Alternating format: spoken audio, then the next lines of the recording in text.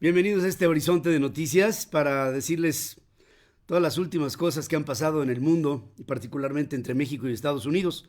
Ya llegó el general Salvador Cienfuegos, ex secretario de la Defensa Nacional en el sexenio del presidente Enrique Peña Nieto, a México. Ya está en su casita, luego de que ayer desde Nueva York y tras un desistimiento de cargos por el lado de la Fiscalía General de los Estados Unidos, este hombre regresa a nuestro país. Pero fíjense lo que son las consecuencias. Si bien es cierto, el ejército mexicano, cualquier ejército, para el caso, no tiene ni debe tener entre sus funciones el salvaguardar la seguridad interior de un país, sino justamente los amagos del exterior hacia un país. A México se le ha ocurrido en la Cuarta Transformación no solamente tomar elementos de la Secretaría de la Defensa Nacional y tomar elementos de la Secretaría de Marina a labores de Guardia Nacional y de Policía para hacer esas labores en el interior de un país, México, que está inmerso en un proceso violento tremendamente complejo. Pero en esa complejidad, de todas maneras, pensamos, no se justifica el que se haya dado una militarización, primero llevada, digamos, con sutileza en el tiempo del presidente Felipe Calderón, con torpeza en el tiempo de Enrique Peña Nieto y con perversidad en el sexenio del presidente Andrés Manuel López Obrador. Porque este último no solamente echó mano del ejército y también de la Secretaría de Marina, sino que emitió un decreto en el que propone la militarización, propuso la militarización del país.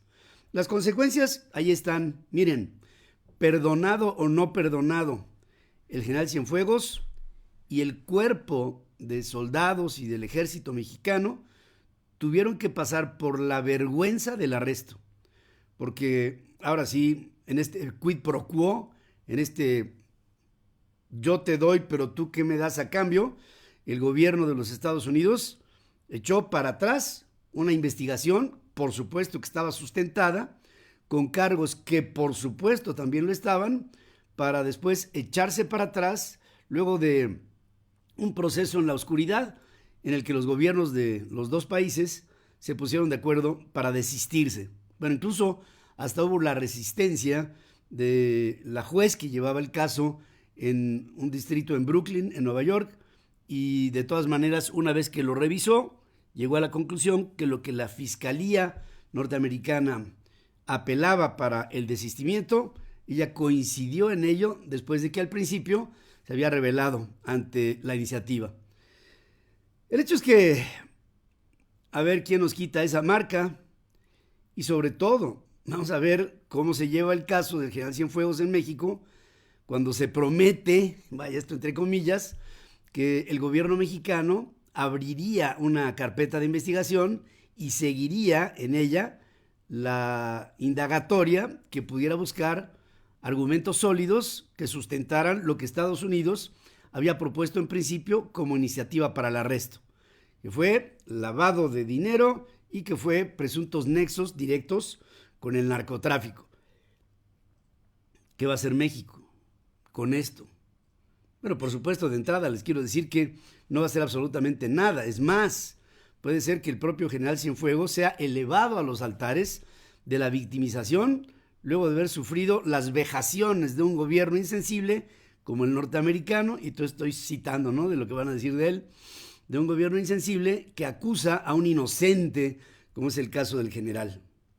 Miren, la tentación a veces en arca abierta se lleva al terreno de los hechos y creo que el ejército mexicano y la marina tienen que estar haciendo otro tipo de funciones.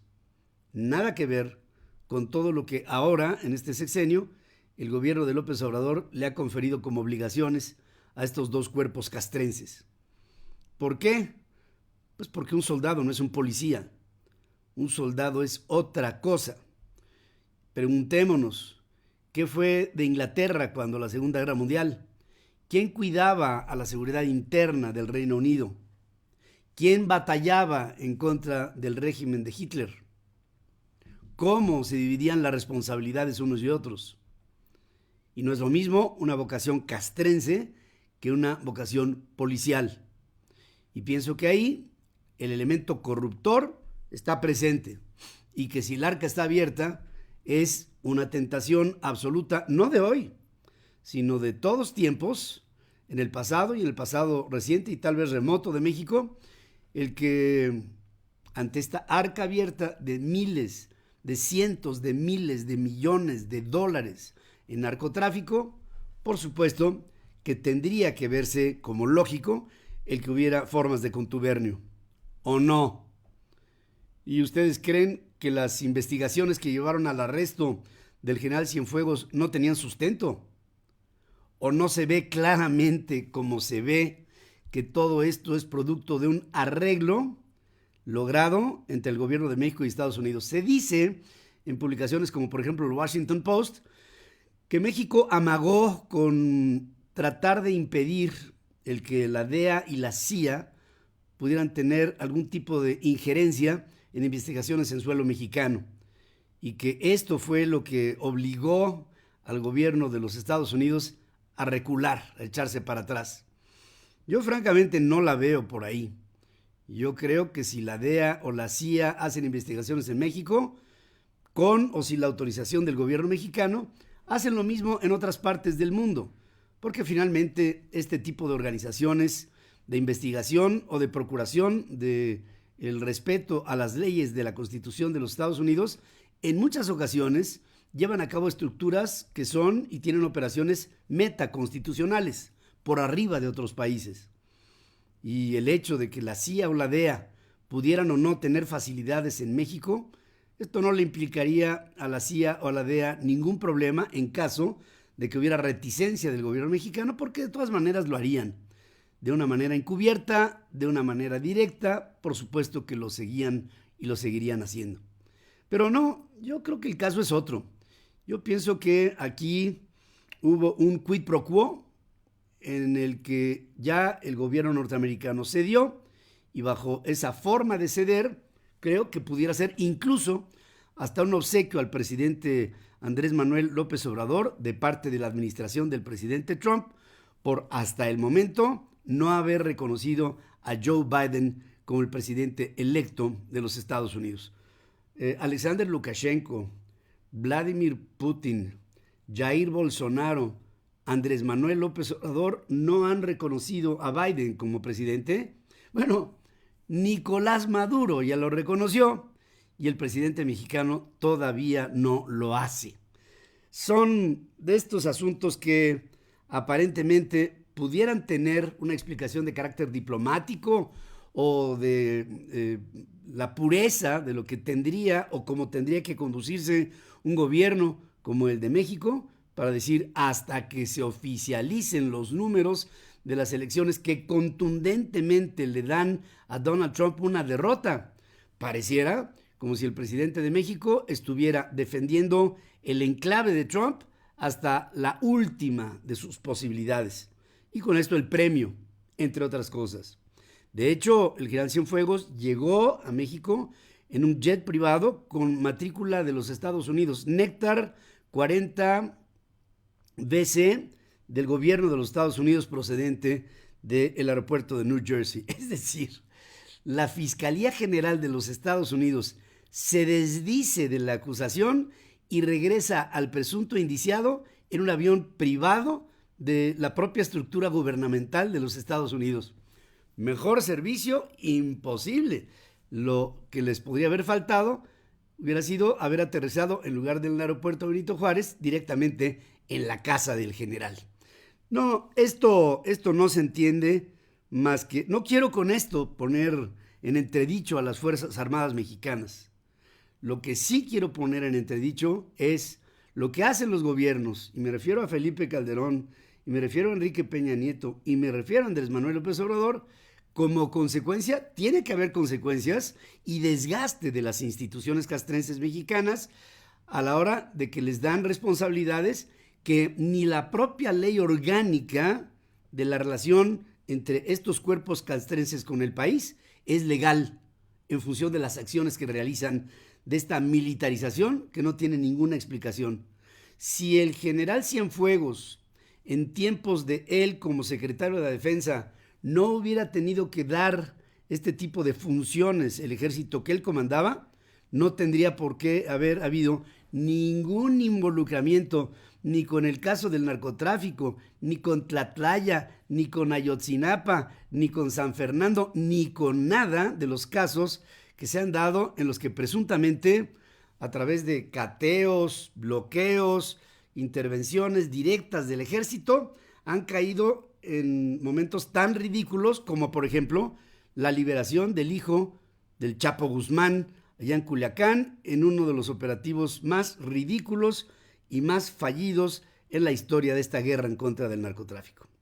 No, esto tiene muchos asegúnes. De hecho, un cuerpo dentro del Partido Demócrata en el Capitolio norteamericano, en la Cámara de Representantes, está reclamando al gobierno federal, encabezado por Donald Trump, de el por qué se echaron para atrás con el caso de Salvador Cienfuegos. Y hacen ver que esta acción de recular atenta en contra del ejercicio del Estado de Derecho en los Estados Unidos y también en México. En Estados Unidos, por falta de ejercicio en función de la letra escrita. En el caso de México, porque esto violenta en nuestro país lo que fomenta también a la impunidad. Y la impunidad en este tema específico se quedó en entredicho.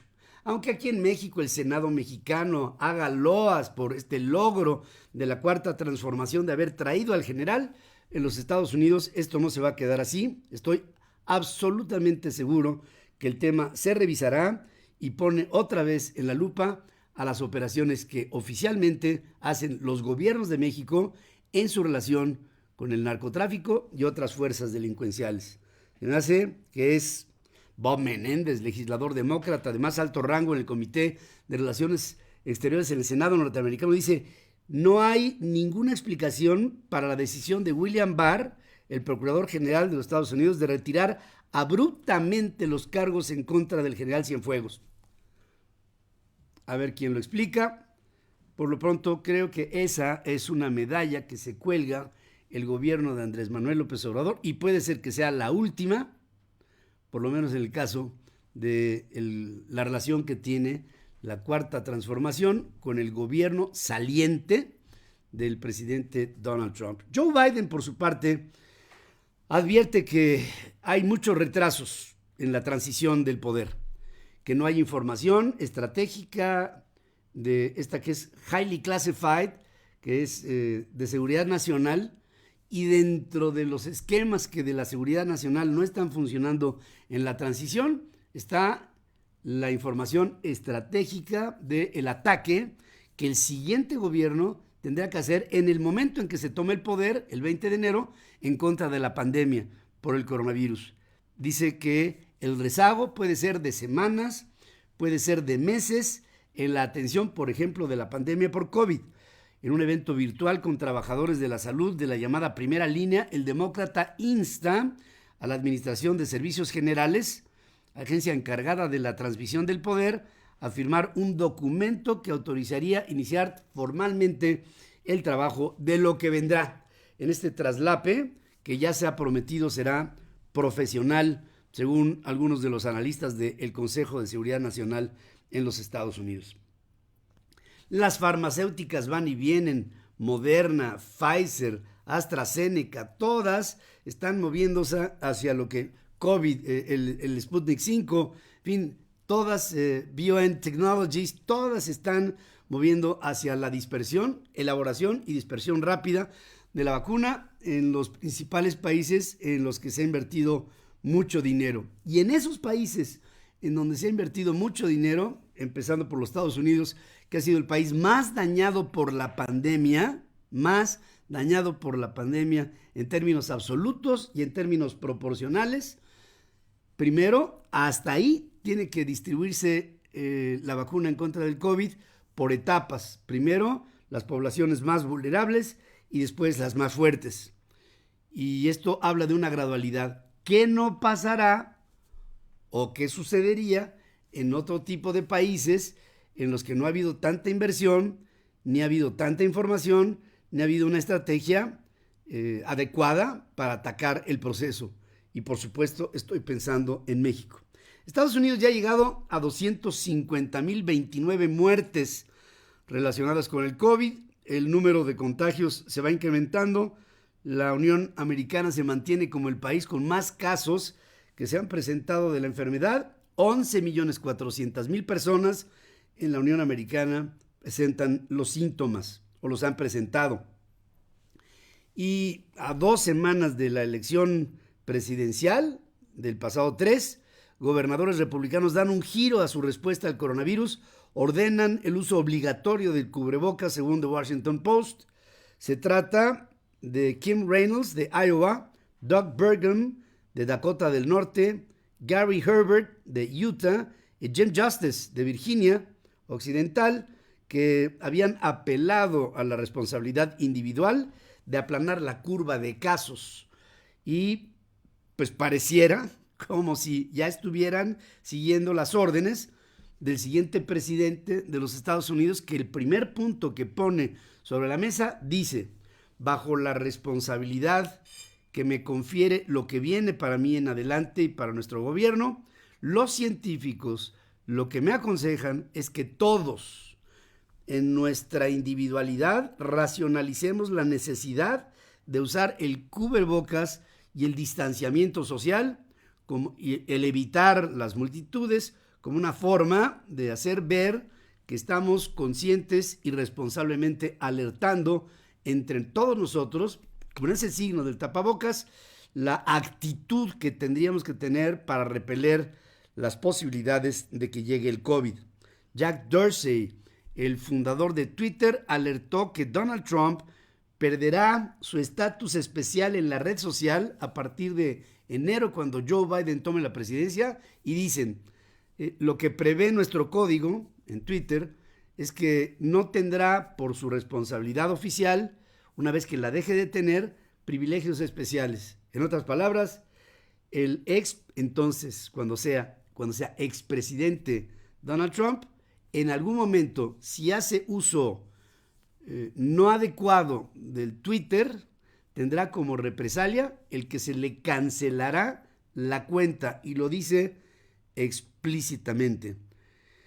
Bueno, por otra parte, pues aquí en México están y siguen las inundaciones.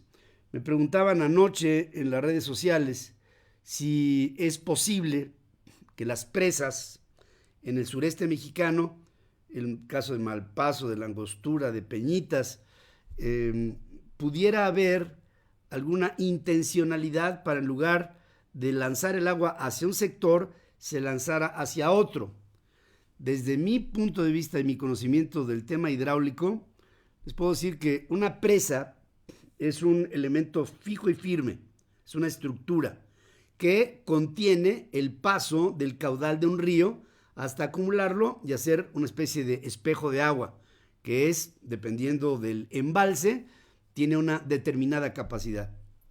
Cuando llega hasta un nivel clímax, que está a punto de desbordarse, hay un esquema que se llama vertedor de demasías, y los vertedores son compuertas que abren, y en el momento de abrir van derramando los excedentes y van describiendo lo que se llama una curva Krieger. Y las curvas Krieger hacen que el agua, en lugar de generar vacíos, en el momento en que son derramadas, que pudieran romper a la cortina, la atracción de la burbuja que se hace por debajo del torrente pudiera jalar a la cortina y romperla, lo que hacen los vertedores es bajar el nivel hasta un punto en donde no tenga peligro la cortina de romperse. Ahora, los vertedores de demasías no pueden orientarse hacia uno y hacia otro lado.